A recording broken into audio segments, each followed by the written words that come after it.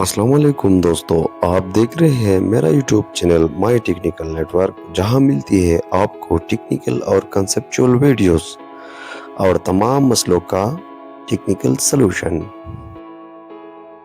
दोस्तों, अक्सर आपने देखा होगा कि गाड़ी बार बार पानी क्यों कम करता है।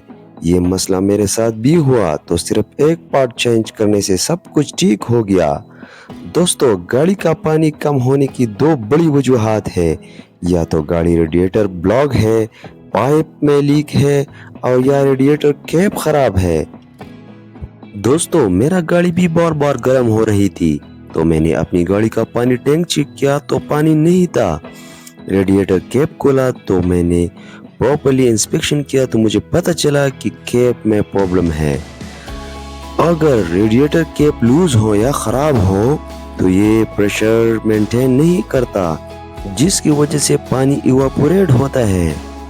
इसी तरह खराब कैप से कूलिंग सिस्टम में हवा जा सकती है और रेडिएटर के पाइप में बबल्स बन जाते हैं, और इसी तरह पानी प्रॉपर्ली सर्कुलेट नहीं हो सकता।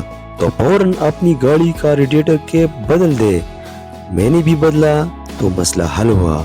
अगर वीडियो पसंद आई हो तो वीडियो को लाइक और चैनल को सब्सक्राइब करना ना भूलिएगा। अल्लाह हाफिज।